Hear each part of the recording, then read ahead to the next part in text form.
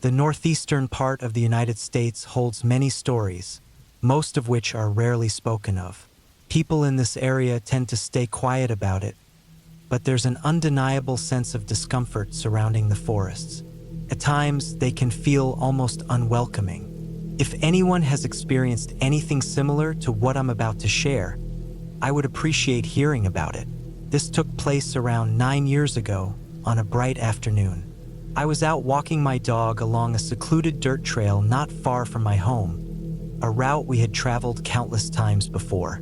Without warning, I heard a strange bird call coming from somewhere in the woods nearby.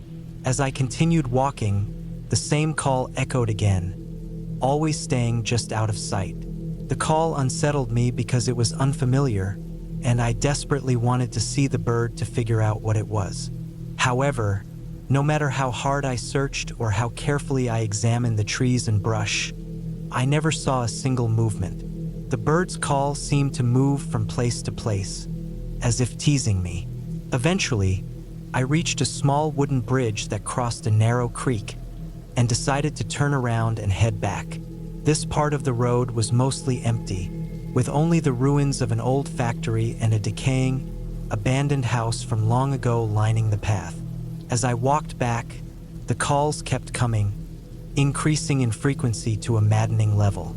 Eventually, I grew frustrated and stepped off the road, determined to find this bird. But every time I moved a few steps into the forest, the sound seemed to move farther away. I found myself around 25 feet into the woods before something broke my concentration, as though I had snapped out of a strange trance. The quiet around me became overwhelming. I wondered why I had even bothered following this bird's call. The only sound left was that eerie call, now so close that it made my skin crawl. How could a bird be moving so quickly without leaving any sign of its presence? My curiosity shifted into a feeling of unease, as if I had made a terrible mistake. My instincts told me to turn back, so I did, walking back to the road and continuing on my way. Yet those calls seemed to follow me until I reached a safe distance from the old house. A few times afterward, I tried walking the same path with my dog, but each time, I'd hear those calls again, as if something unseen was watching me, laughing silently. Oddly, my dog never seemed bothered by it, so perhaps it was all in my head. Still, even after all these years, I can't quite describe that sound. But something tells me that if I ever hear it again, I would recognize it instantly. I've spent countless hours online, trying to match the call with others I've found, but I've never heard anything like it. This happened to me last year during the lockdown. I had a strange encounter with a creature, and I'll never forget it. It was around June, just after school had ended, and I was 18 at the time. It was late May or early June, and my friends and I had finished all our school assignments. If you didn't have any work left, you didn't need to attend school. So we had a lot of free time, and fishing was one of our favorite things to do, as it was one of the few activities allowed. Every morning at around 6 a.m., a group of 6 of us would meet up and head out to fish. We all lived close to each other, so one of us would pick up the others, and we'd drive to this big pond nearby where we fished for trout and bass. The convenience was perfect since there was a bait shop just a few minutes away. On the last day of school, we decided to try a new location. We used an app to find well-known fishing spots in the area and came across one that seemed promising for trout fishing. The spot even had rainbow and brook trout and occasionally brown trout. It was about a 30-minute drive, so we figured we'd give it a try. My friend Lucas drove us there, and when we arrived, we had to hike about 4 miles to get to the different fishing spots. We reached our destination around 6:30 a.m., unpacked, and began the hike. I brought my fly rod for the shallower areas where the trout were likely to be and a regular rod for the deeper spots. After about 10 minutes of hiking, we arrived at our first fishing spot, which could only fit 3 people at a time. I went with my friends Ben and Chris, while the others, Nathan, Lucas, and Sam, went to a different location. We agreed to meet up at noon at the trail's starting point. We found a perfect spot next to a creek, and there were some rainbow trout visible, which made it ideal for fly fishing. Ben moved a bit further away to try fishing in a hole with a larger trout and some sunfish. I kept getting bites, but none of them were landing. Around 20 minutes later, I heard a noise nearby. At first, I thought it was Ben and Chris fooling around trying to catch their trout, but the noise kept getting louder, catching their attention too. It didn't sound like a deer. It was deeper, almost like a bear. We decided to move on to a different spot. After walking for about 10 minutes, Ben suddenly stopped and said he heard someone talking. We stopped and listened. It sounded like someone or something was speaking quietly, but it quickly became louder. Soon, I heard what sounded like my friend Lucas calling, "Hey, come here. Nathan got hurt." But it sounded strange, like it was raspy and unnatural. We called Lucas's phone to check where they were. He answered and told us they were at a spot about 20 minutes away, fishing for smallmouth bass. I hung up the phone and looked back toward the spot where we had heard the voice, and that's when we heard a deep growl. We messaged Lucas telling him to stay put, and we'd come to him. About 5 minutes later, we heard the voice again, but this time it sounded like Sam's voice, saying, "Hey, Nathan twisted his ankle. He needs help." We knew it wasn't Sam, so we kept walking.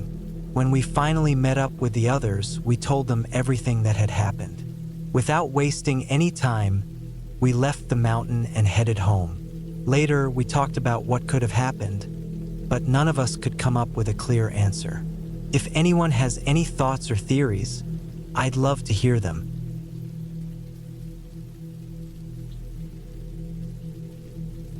A few years ago, in the vast desert of New Mexico, I worked at a summer retreat, exploring trails, camping, and discovering hidden spots whenever I could. I was based at a resort near the dry, expansive wilderness, which was dotted with remote canyons and old, crumbled ruins. One late afternoon, after walking through several untouched beaches and massive natural pools, I began my drive back to the staff housing the resort provided.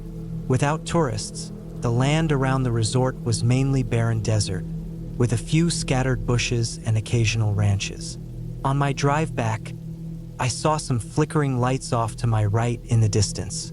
At first, I thought they were campfires, but since fires were prohibited at that time of year due to dry conditions, I became curious. I pulled over to investigate. These quiet roads were completely dark at night, with no streetlights for miles. I turned off the engine and watched the lights from a distance. I'd always been fascinated by Native American legends about spirits in the desert, so I felt more intrigued than afraid. But as I stared at the lights, they began to move. I felt a strange compulsion to investigate. Crossing to the other side of the road, I got closer and noticed the eerie silence. No voices, no laughter, no usual camp sounds. The lights hovered just above the ground. Suddenly, I thought of ghost lights and heard an inner warning, "Don't follow them." Yet, my feet moved on their own, kicking up dust as I walked toward the lights, my mind sharp but my body acting as if something else was in control. The lights seemed to sense me and moved farther into the desert. Eventually, I reached an open area in the brush where it felt like an old home once stood. The air was warm and strangely soothing, but as soon as the lights disappeared, a cold chill rushed in and the wind picked up. Though I knew desert nights could get chilly, this felt different, like something unseen was watching me. I scanned the area and spotted a faint trail, which I assumed was my way out. Just as I was about to leave, the lights returned, lingering as if waiting for me to go. I quietly apologized for disturbing them and promised not to return unless invited. The lights flickered again, not exactly inviting, so I hurried back to my car. But when I reached it, something tapped on my window, as if urging me to stay. I turned and saw shadows around a campfire, though I knew no one else was out there. It felt like I was in the presence of spirits who just wanted peace. With a prayer, I drove away. The next day, I convinced a few friends to come back with me. We found only remnants of an old structure and broken pottery scattered across the ground. The uneasy feeling returned, as though we were trespassing on sacred land. So we left. As we walked away, the wind picked up, and I could have sworn I heard a faint thank you carried on the breeze. I've had many strange encounters around the area, often tied to the local folklore, but I've learned not to ask too many questions. I didn't want to become part of the stories myself.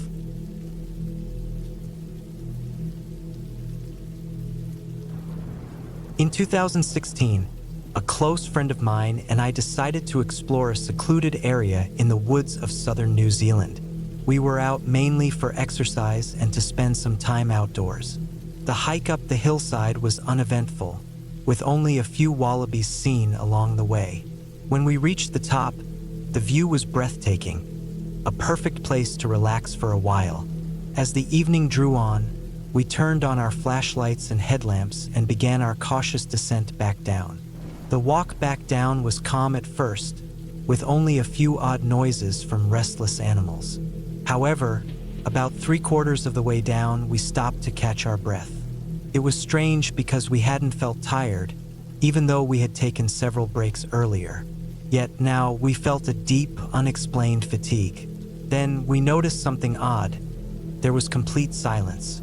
Normally, the forest would be full of the usual night sounds, but now there was nothing.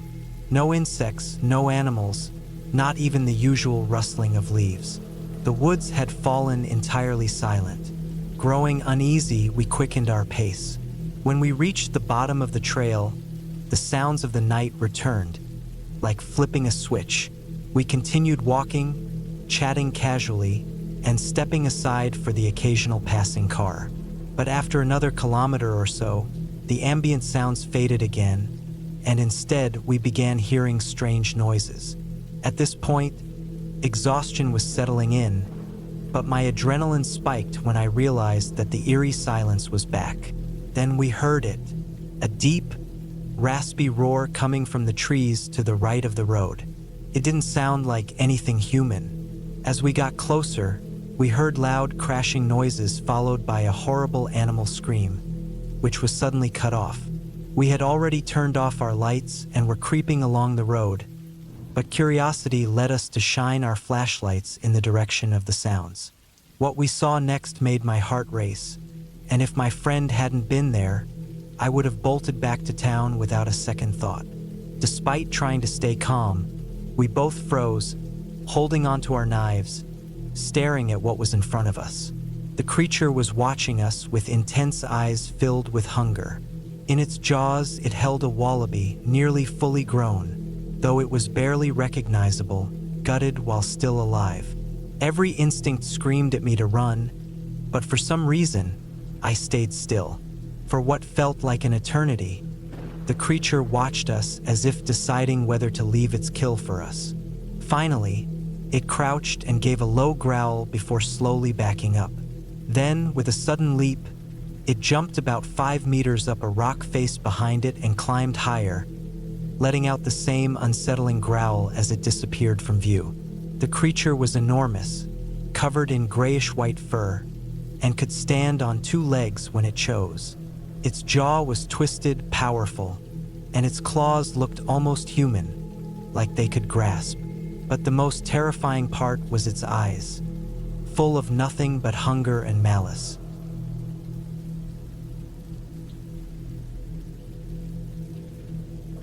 In November last year, my partner and I settled into our camper van and kicked off our travels by visiting family in eastern New Mexico.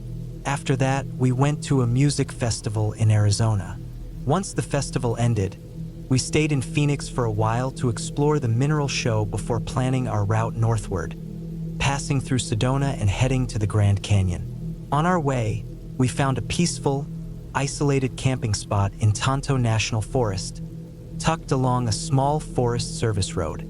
There were only 2 campsites, one already occupied by a man and his young child, who we guessed were spending their day in a nearby town before returning to their trailer. We managed to claim the other spot, which was an amazing hilltop site with a level surface, offering sweeping views of the surrounding mountains, a ranch fence, and the vast natural landscape. Cattle wandered freely, adding to the beauty of the view. The area was quiet and remote, making it ideal for stargazing, something we loved. We were early to bed, waking at sunrise with a quick bathroom break in the night. That night, when we stepped out of the van, we were amazed by how bright the stars were. The view was so incredible that we decided to stay another night just to take it in again.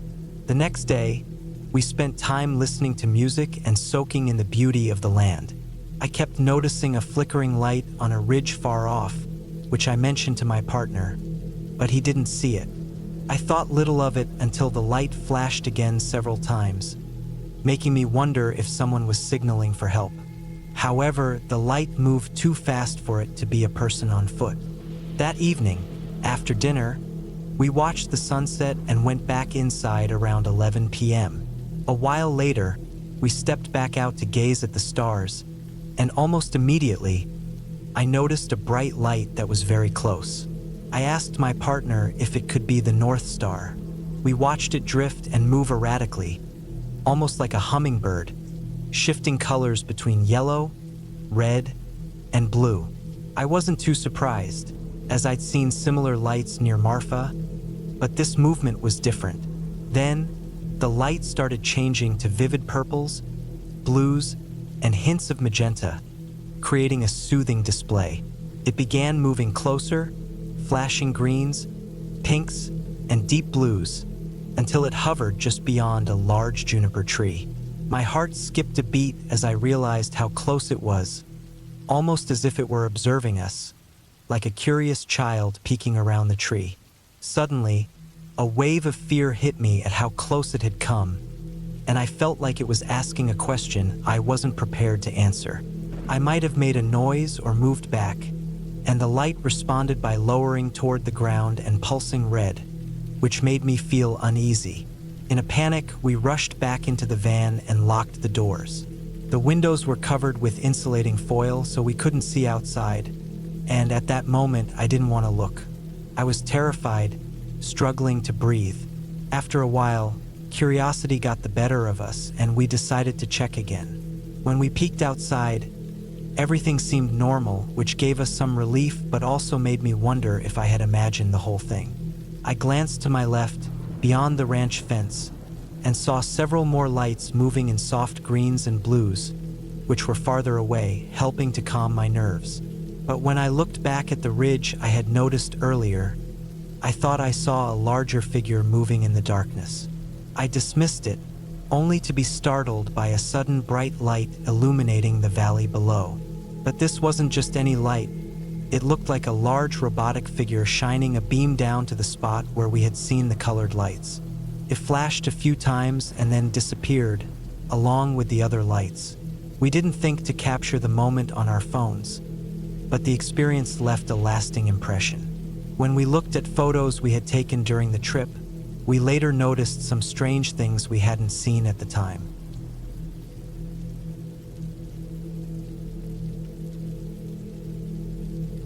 On the Blue Ridge Trail, my father, let's call him Jack, and I had planned to meet my cousin, Leo, and my uncle, Tom, for a weekend camping and hiking trip along a section of the Blue Ridge Trail near Asheville, North Carolina.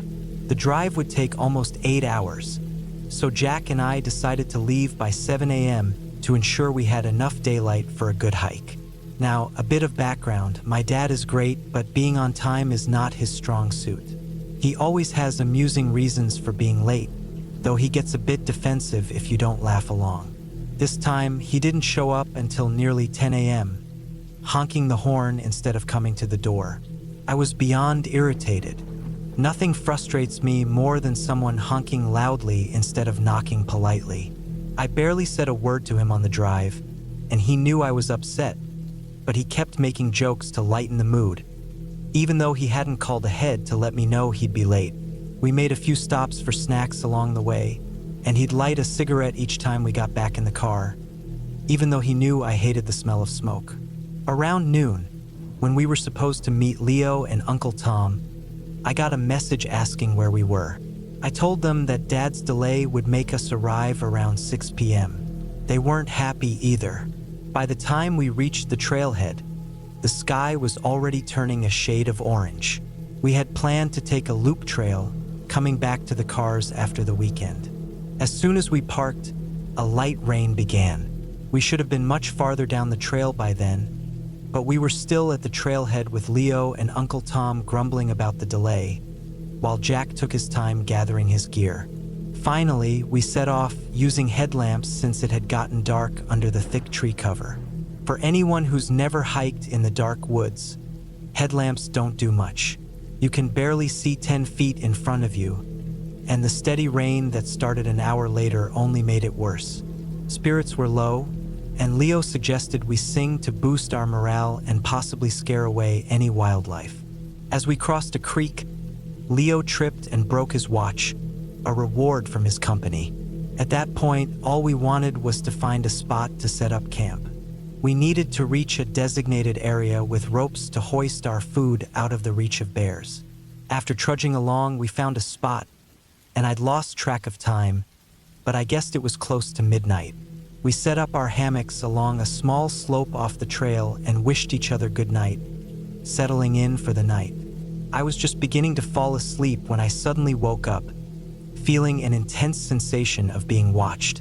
I told myself it was probably just nerves from being in a new place, and since no one else was awake and the usual forest sounds were there, I tried to ignore it. Just as I was about to drift off again, I heard a soft voice, a woman's voice, whispering right by my ear, calling my name and saying, "Come with me." The voice had a strange, almost unnatural quality to it, like it was right next to me, but I couldn't feel any breath. I immediately turned on my headlamp and scanned the area, but I saw nothing. The usual sounds of the forest had stopped completely. I gripped my knife tightly, holding it across my chest and staying alert. For what felt like ages, the voice whispered my name again, each time closer and more clearly, but I couldn't see anyone.